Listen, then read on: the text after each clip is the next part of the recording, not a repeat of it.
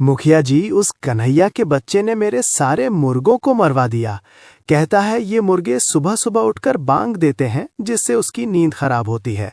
और मेरी भैंसों के चारे में आग लगवा दी। कहता है भैंसों के गोबर की वजह से बहुत मच्छर काटते हैं, इसलिए चारे को जलवा कर धुआं कर रहा है। अब मैं अपनी भैंसों को क्या खिलाऊं? अरे ये सब तो कुछ भी नहीं है। पिछले साल आप सबके सामने उसने मेरी बेटी की शादी अपने पालतू कुत्ते से ये कहकर करवा दी कि मेरी बेटी का पहला पति हादसे में मारा जाएगा। फिर उसने सबसे कह दिया कि जब तक उसका पालतू कुत्ता जिंदा है तब तक कोई मेरी बेटी से शादी नहीं कर सकता। अब वो कहता है कि उसका पालतू कुत्ता उसके बेटे जैसा है, इसलिए पिछले 1 साल से हर रोज मेरी बेटी उसके घर की सफाई करती है, उसका खाना बनाती है, मानो जैसे उसके घर की नौकरानी हो। मुखिया जी, आपको उस अफलातून कन्हैया का कुछ ना कुछ तो करना ही होगा। पिछले 3 साल में उसने 300 बार गांव वालों को परेशान किया है। आखिरकार ऐसा कब तक चलेगा? हिमाचल की खूबसूरत वादियों और पहाड़ों के बीच बसा किन्नौर जिले का एक छोटा सा गांव, जहां आज भी मॉडर्न टेक्नोलॉजी पूरी तरह से पहुंच नहीं पाई है। इस गांव में न फोन है न टेलीविजन, क्योंकि ये भारत और चीन की सीमा से सटा भारत का आखिरी गांव है और हिमालय की वादियों में बसे इस गांव तक पहुंचने में 3 दिन का समय लगता है। देश दुनिया की खबरों से दूर वैसे तो इस गांव में हमेशा शांति ही रहती है, लेकिन अशांति फैली हुई थी और गांव के लोग चौपाल पर मुखिया जी के सामने अपनी शिकायतों का पुलिंदा खोलकर बैठे थे। भोले भाले गांव वाले बेचारे अजीब दुविधा में थे, क्योंकि कन्हैया नाम का ये लड़का उनके गले की वो हड्डी बन गया था जो ना तो निगलते बनती थी और ना ही उगलते।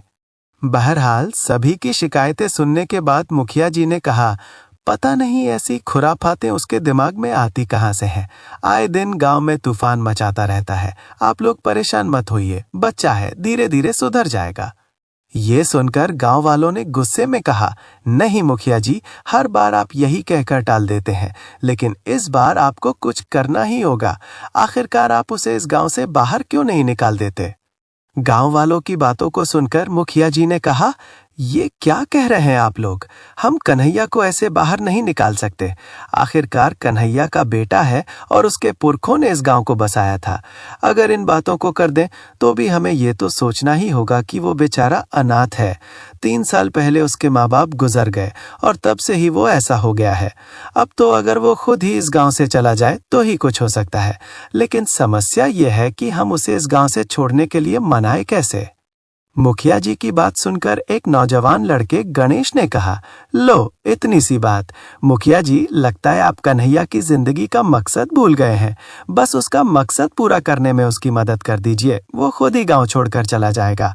वैसे भी उस पर अमर होने का भूत सवार है। पिछले 3 साल से हर कुछ महीनों बाद अपनी धूप बत्ती जलाकर बैठ जाता है। कहता है धूप बत्ती की खुशबू से अमर साधु आएगा और उसे अपने साथ लेकर। ये सुनते ही मुखिया जी ने बिगड़ते हुए कहा, ये क्या उल्टी सीधी बातें कर रहे हो गणेश? और वो कन्हैया तो सिरफिरा है। आज के जमाने में कोई अमर हो सकता है भला? किस्से कहानियों में अच्छा लगता है, लेकिन सच में कोई अमर नहीं हो सकता। गणेश ने कहा, अरे कौन कह रहा है कि आप उसे अमर बना दीजिए? आपको तो सिर्फ उसे इस गांव से छोड़ने पर मजबूर करना है। वैसे मेरे पास एक योजना है, बस आपको इसमें मेरा साथ देना होगा। इतना कहकर गणेश ने गांव वालों को एक ऐसी योजना बताई जिसे सुनकर गांव वालों की आंखों में चमक आ गई।